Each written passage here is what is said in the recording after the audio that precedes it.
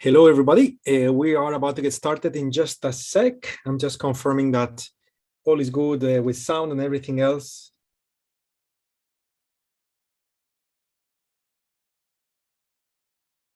And that's the case. So ready to begin. Welcome to the session, everybody. Welcome to Tiger Live. This is our SMARTT Tiger Live session. SMARTT stands for Special Market Analysis Report for Tiger Traders. So today is July 21st, 2022, and my name is Jose Blasco, as you can see on the screen. Excited as always to joining you for, let's say, 30 to 45 minutes of market discovery, as well as a lecture on options trading, and altogether should make for a very interesting session. Hopefully you enjoy it. Be ready for it. I'm checking the chat boxes both on the Tiger Broker app as well as on YouTube. I see you, my friends, meaning that if you have any question, please do not hesitate to type on the chat box so I can see your questions, so I can give you answers. While there is a specific topic for today, I'm certainly happy to deviate from that topic to help you understanding whatever is it that you need to understand when it comes to trading, specifically options trading, and everything else as well. So go for it. Do not be shy. And by the way, since we are starting, I would appreciate a quick hello on the chat box if you could. That would confirm that you hear me, and also it's a good way to kind of like break the ice. So please go ahead and type a quick hello. That will be very much appreciated. And we begin with that, okay? Cool. Upper left side of the screen, we have our financial disclaimer. So please read it carefully. This is important information. It's been there since we started. I didn't point at it, but now I am. So please make sure you read it. It's fairly short. I am counting on you all to have read it because it's important. Very good. So we begin now, and the session for today will follow the following structure. We'll have a quick introduction. We'll talk about headlines. We'll move into the lesson for the day. We'll look at the market commentary, which is obviously very important to understand the market conditions. And from there, I have a bonus for you during the session, so I'll cover that in a moment. And questions and answers, we can do that at the end, but I would say it's probably more efficient if we do it as we go. So again, please feel free to type on the chat box. Do not be a stranger. Do not be shy. No matter if your question is very advanced or if your question is super basic, it doesn't matter. Let me be the one to take care of it. And if the answer is coming later, let me be the one to tell you. So please go ahead and work with me on that. My name, Jose Blasco. I am a multi-asset trader. I trade all markets, but options is my little favorite asset. I'm extremely passionate about options trading. It has many, many advantages. And hopefully with today's session, you will learn a little bit about that. What do we do with trade with UFOs, which is the company I represent? Well, we trade based on the on-field orders, which is what UFOs mean. They also happen to look like flying saucers on the chart. So when it's red color flying saucer, it means sell on-field orders. When it's green color flying saucer, it means buy on-field orders. And basically, those are extremely powerful technical analysis on your charts that are very useful to set entries and exits for your trades. That is for all styles. It could be short-term, long-term, it could be stocks, it could be futures, it could be options, of course. You'll see me use that later in the session. Okay, so if you are curious about that and you want to know more, check our website. You are more than welcome to do so. So let's begin with the headlines. Okay, and again, if you have not been in my sessions before, you need to know I am very pragmatic, and we could talk about a million different things that are happening in the world. Normally, I focus on what's really, really important and likely going to impact or already impacting the markets. So you will see my list of headlines is fairly short, short sentence to define it, and that's it. I won't get into blah, blah, blah, because blah, blah, blah is that, blah, blah, blah, right? So we want to understand the markets and understanding what's important. Okay, so first, of course, Russia, Ukraine, major geopolitical tensions. There is a war going on. We all know it. It's not something new. It's been happening for a while, but it's still impacting and keeps impacting many aspects of, for example, currency trading, many aspects of commodities such as wheat, such as oil, and therefore the effect of such a conflict it's certainly long-lasting and not likely to end anytime soon. So you may see that headline again and again in future presentations. U.S. fighting inflation, the world, I would say, trying to fight inflation, even though U.S. Being one of the key markets in the world is the one we are discussing here. So they have been rising interest rates. We'll see what happens in the following FOMC meetings. Certainly, it's had a major impact. The more they raise the interest rates, the more currencies were converted into US dollar to capture such interest rate. And what happens? The US dollar went to the moon, which is the next bullet point. It went to the moon to a point where the US dollar has reached parity with the euro, which has not happened for 20 years plus. So not a joke, really powerful movements in the markets that are happening these days. Okay, and of course, the dollar becoming very powerful means that you need less dollars to buy whatever you buy with dollars because the dollar is stronger. So what happens to the products priced in dollars, such as US stocks? So they went down in value because you can buy the same stocks with less dollars. Why? Because the dollar is stronger. So major impacts, cascade effect from the dollar impacting the commodities, the dollar impacting the stocks, with the war, creating lacks of supply of certain things such as wheat. So now, you have an increase in price of certain commodities, which imply inflation, which implies raising rates, which implies dollar strengthening even more, which implies everything I said before in a cycle. Okay, so we are in that place where the markets are at risk of falling and falling and falling. Later, when I do the market analysis, you will see that technicals actually show that a change is happening, big time change for the markets to go back up. Okay, I will explain that much better in a moment. But from a fundamental point of view, there is a risk of this cycle to repeat and recycle and repeat and recycle, or maybe stop, okay, as we will see on the charts in a moment. Today, 103 earnings reports are being reported, and I apologize for the date. I got the wrong month. It's not June, it's July 21st. And some of the relevant companies report earnings could be American Airlines, could be AT&T, Capital One Financial, or Dow, okay? There are more, of course, 103, but really not too many that are that important today, apart from these four, a couple more that are okay, but most of the other ones are small caps. Okay, so with this in mind, let's jump into our options lesson. And when we're done with the lesson, we will then go back to the technicals, the charts, analyze the market, and do our SMARTT market analysis, okay? And as you will see later on.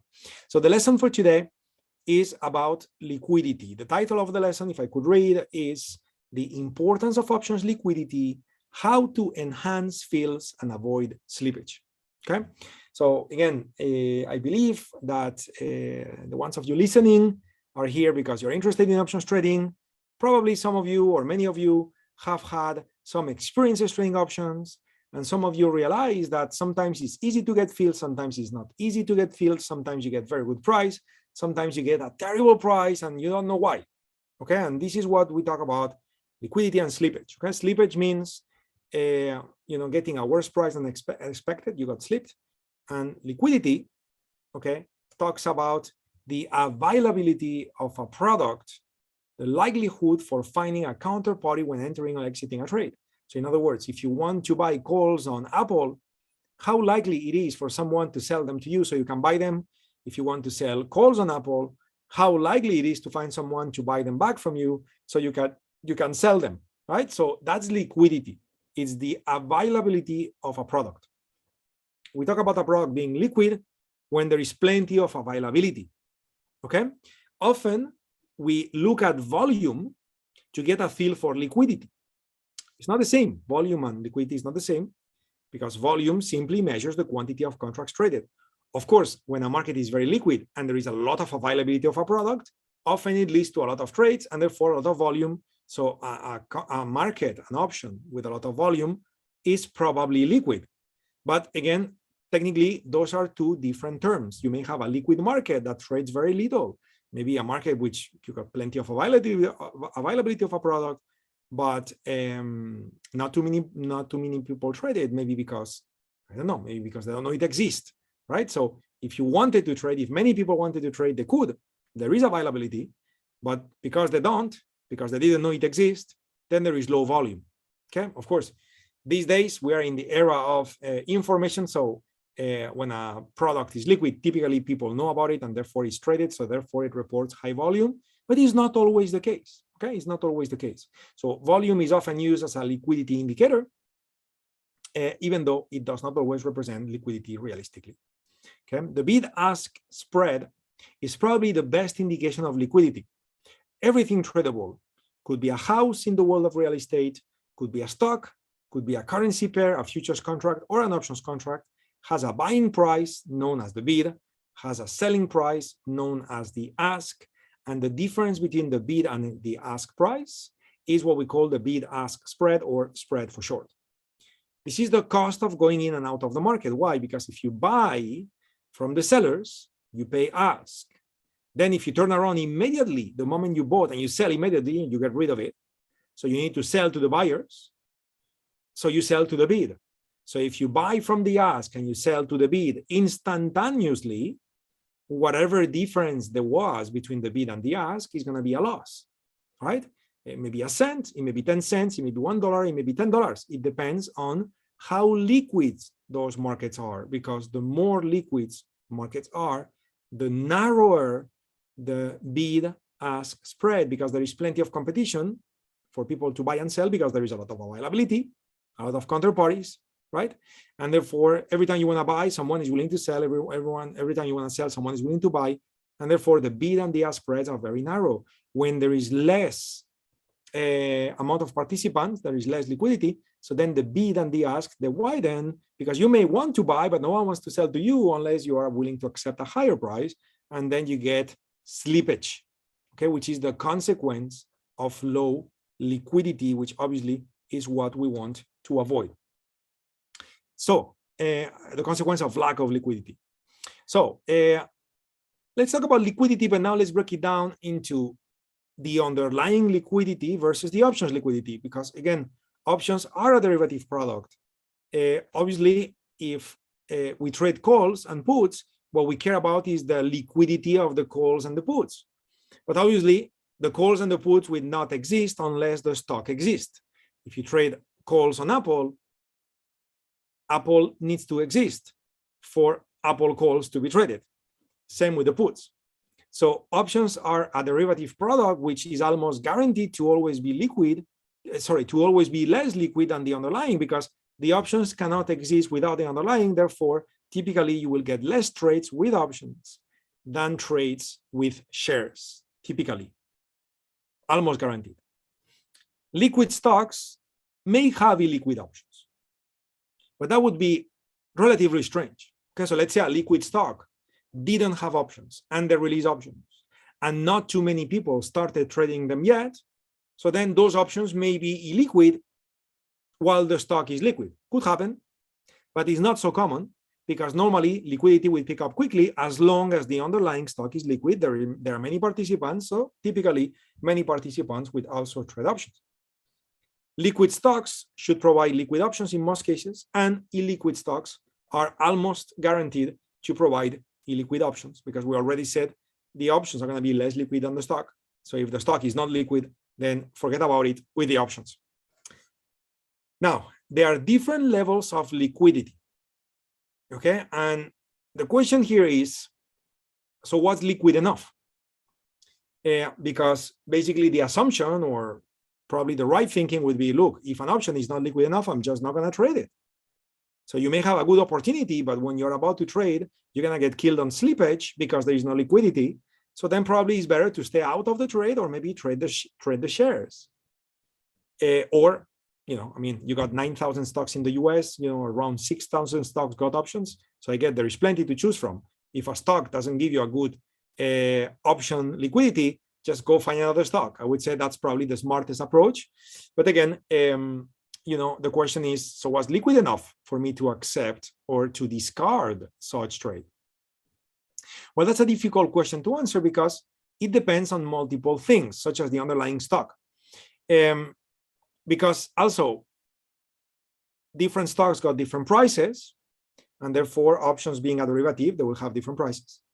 And therefore the distance between the bid and the ask will be different. And it may not vary based on the liquidity. It may simply vary based on the price of the stock, because the higher the stock, the greater the price for the options, the lesser the stock, the lesser the price for the options. So again, there are multiple moving parts to answer this question. That's why the point here is that it's difficult to answer the question, okay? Also, different expiration dates have different levels of liquidity. So you may look at an expiration date, maybe look at next week expiration date, and the options look as illiquid. And then you look at next month expiration date, and the options look fantastic, right? So again, we also need to be aware of that, because the fact that one option cycle may not look good, it doesn't mean that that option contract is not liquid. You just need to find the right expiration date for that.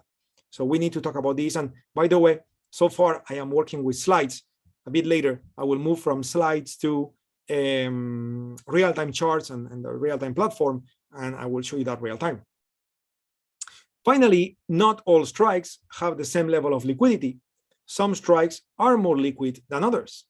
Okay, so again, maybe you are about to buy the 40 call and you feel like it's not liquid, but then you look at the 35 call and then it's very liquid.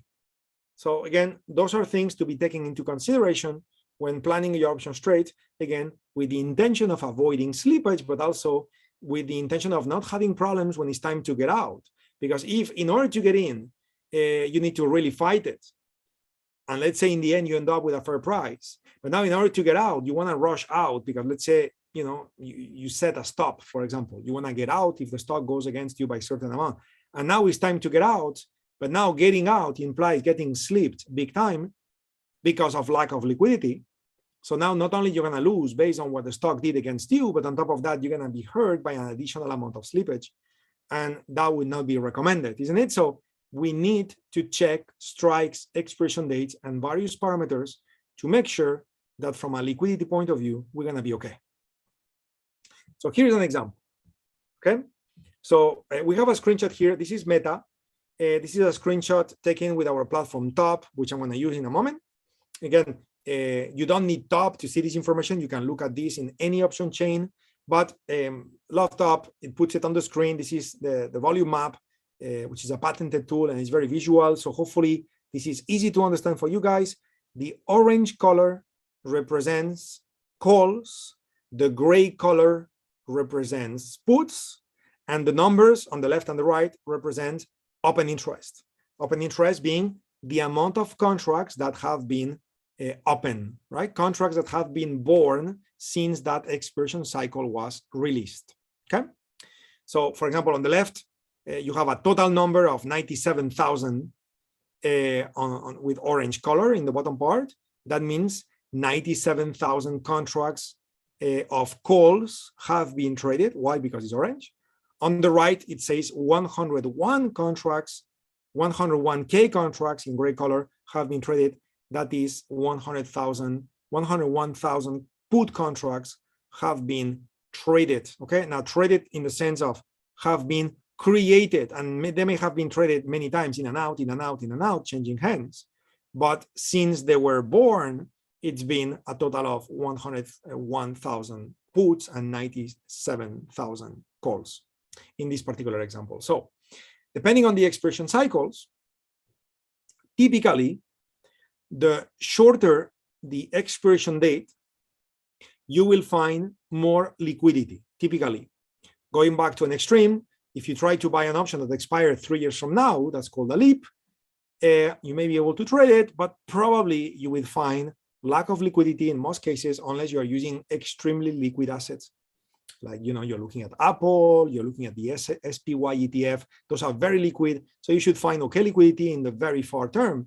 But if not, you may find difficulty to trade well if you are looking for a very long-term expiration dates. Same with strikes.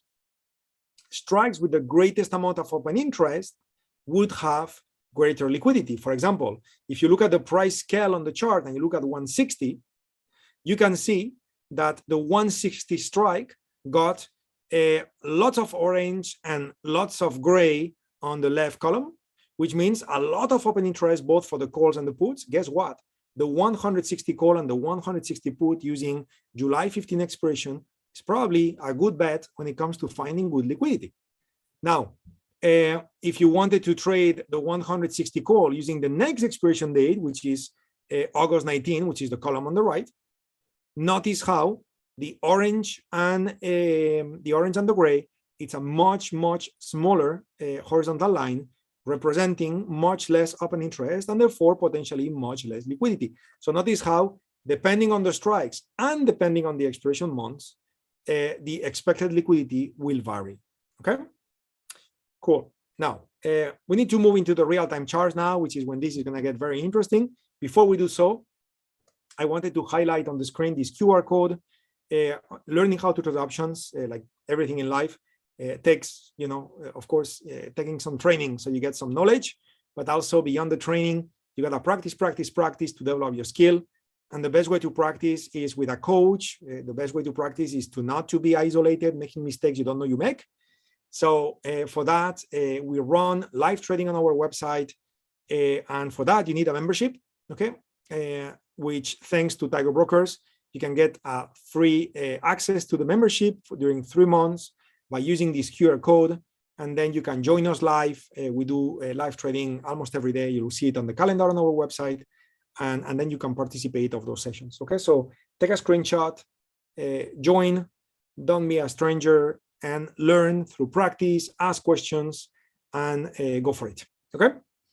In any case, let me stop sharing the PowerPoint presentation. So the video stream with myself will also go away. And now we're going to be focusing on the charts.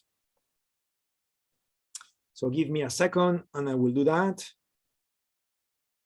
So I can look at a real-time trading platform, look at the charts, look at the liquidity, and look at something specific. Okay, so what do we have here? So we have TOP. Okay, TOP is our options trading platform. TOP stands for the Predictive Options Planner. That's TOP, and it plans your options trade for you. So just a quick one in case you didn't know. So let's say you think Apple is going to that red UFO and you want to plan an option. You just right click, send to the strategy builder. Okay, and it's going to build an options trade for you automatically that then you could decide based on how much risk you want to take. Maybe you want to risk $200. So you mark, I want to risk maximum 200. And then you can sort days based on return on investment and the bull call spread. That would be the best trade to be taken. Okay, and that's it. You know what to do. But anyway, putting on the side, I don't want to get too much into the use of the platform today. What I would like to do is to continue our conversation about open interest by moving to what we call an option chain. And in this case, I'm looking at a stock called Tompkins Financial. The symbol is TMP, as you can see. And I want you to notice that I'm looking at August 19 expiration, as well as September 16 expiration. I'm looking at 2 expiration cycles, and notice that for both open, actually not for both, for the front month, we got 0 open interest on the call side and 0 open interest on the put side. And for the next cycle, September 16, we got 3, 6, 7 call contracts traded. Open interest is 7, and on the put side, open interest is 0. So I mean, when you see something like that, what should you expect from a liquidity point of view? Well, it should be terrible, right? And the fact is that not only we got 0 open interest, we also got 0 volume. I mean, for sure, if open interest is 0, it means nothing is being traded. But even here, where some contracts already existed, those contracts were not traded in the last trading session. So it's all 0. So volume is 0 on the call side, volume is 0 on the put side, which is the right, okay? And open interest is 0 almost everywhere. Only 3 calls, 3 call strikes, the 75, the 80, and the 85 calls got tiny open interest. So what should you expect from a liquidity point of view? Well, you should expect being killed. I'm not even saying being hurt. I'm just saying being killed. Why? Well, take a look. Let me zoom in. So let's say you were to trade the 75 call. Okay, the 75 call. So this is 75 strike. Okay, we are looking at the calls that are on the left. Okay, this is calls. So the bid price is 5 cents. Okay, the market makers buying those calls are paying 5 cents or willing to pay 5 cents to get into this call, where the sellers of those calls are willing to sell those calls at $5. So in other words, if you were to get in and out, buy it now, sell it now, just by going in and out, you would pay 5 and you would sell it at 5 cents, which means that automatically you would have lost $4.95, okay, which is $495. So $495 would have been lost just because of going in and going out. You would have lost $495 of a trade where you had to pay $500 to get in. So you've lost 99% of your trade just because of going in and out. I mean, this is not slippage. This is beyond slippage. This is like being killed. And why? I mean, no wonder open interest is zero, volume is zero.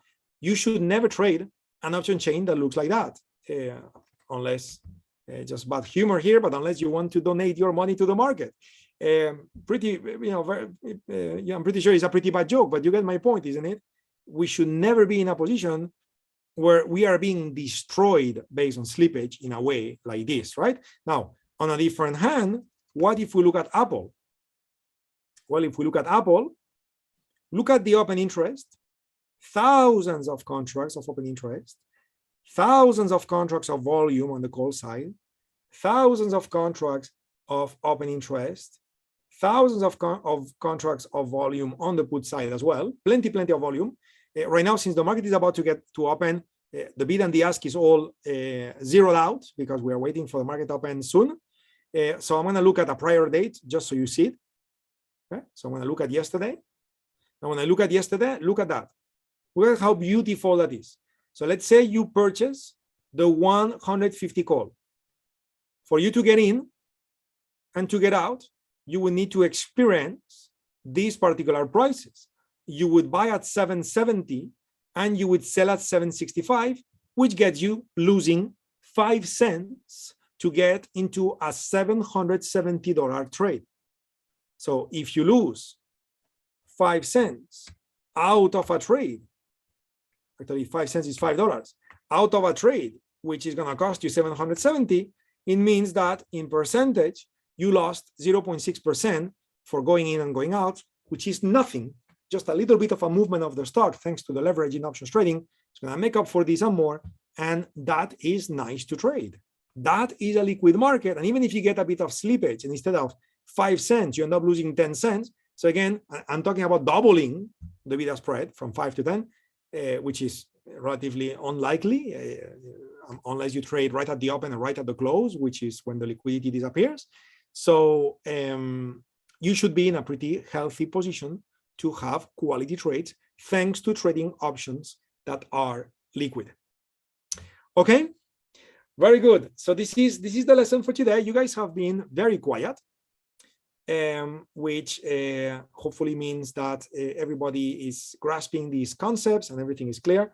If you are in need of more support, either during the session or after the session is over, so if it's during the session, please go ahead and type it on the chat box.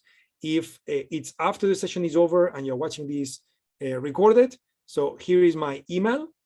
Make sure you contact me and ask me your questions. Happy to help.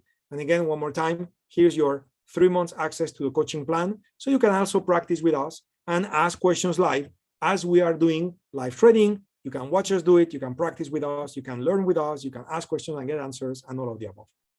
Anyway, so going back to top, we are going to do our SMARTT market analysis now. Okay, so we are going to be doing our, sorry, I went back too far in the slide deck.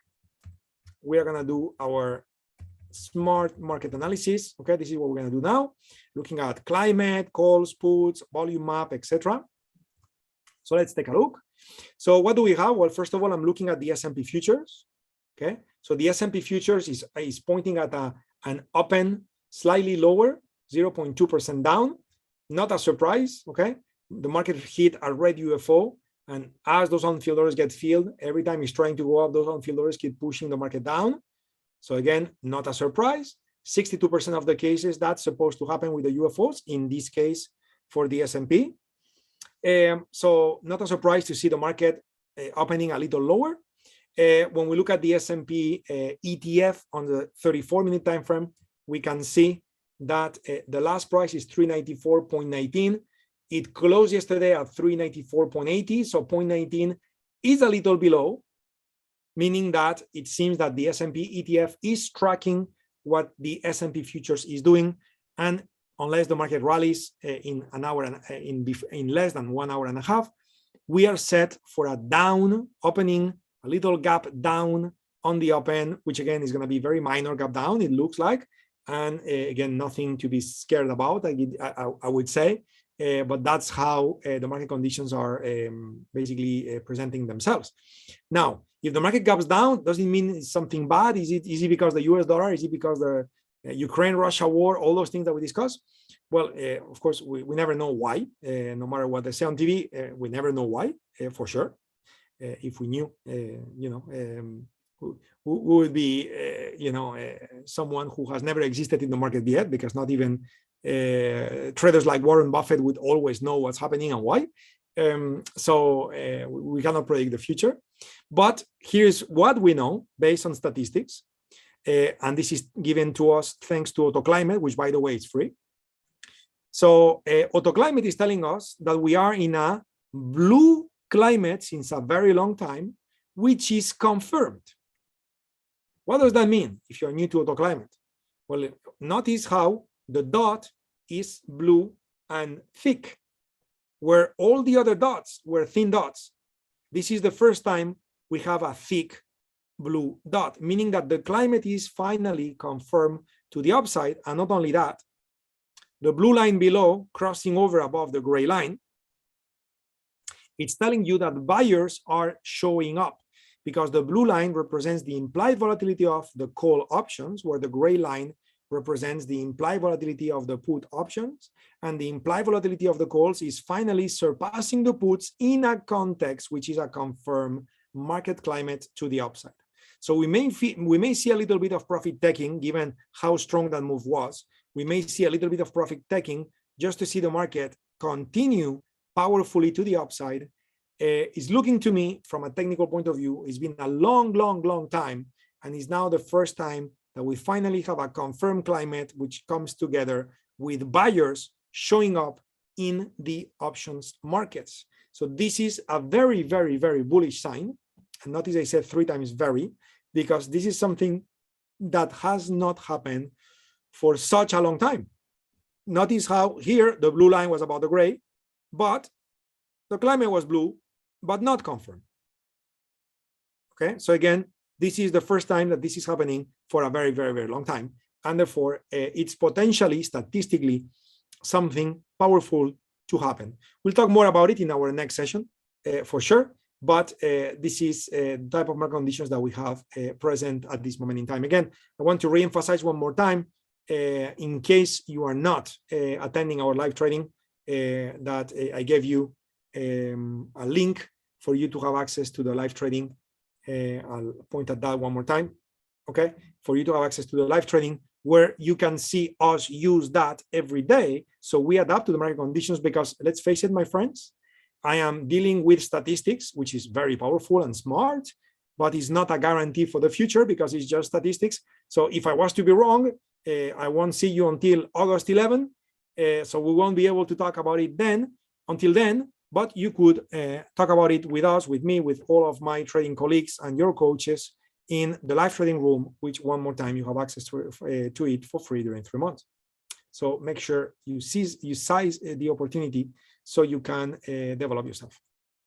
Anyway, implied volatility, and I'm almost done here, my friends. Implied volatility, the red line is way inside the blue lines in our probability cone, which means that the options prices are shrinking and shrinking and shrinking as a consequence of many more buyers coming in. This is creating an effect of a calming effect there is much less concern coming into the market, and we can see that with the options prices becoming cheaper and cheaper and cheaper. Okay, and also last observation before we conclude the session, we can see how, at least in the short term, until July 25, we can see how we got 1.5 times more call trading than put trading, which is also another bullish sign to be presented. The call trading not only is greater than the put trading, but it's also surpassing this triangle, which represents the average volume of the last 5 days for calls. Well, it's surpassed by a lot. So on the last trading session, the amount of calls traded were huge. And on top of that, way more than the amount of puts. And on top of that, the climate confirmed itself. And on top of that, we know those calls were bought because the implied volatility of the calls is greater than the puts. So buyers are in the market, my friends. Could something happen with Russia, Ukraine, the dollar, or anything new, the pandemic? And next thing you know, those buyers step away from the market and the market falls, of course. But so far, we are moving from a situation where we had no buyers in the market. And now we have signs that show buyers with a statistical indication coming from AutoClimate that shows the climate is finally confirmed to the upside. So pretty exciting. Hopefully this is good. Hopefully this is clear.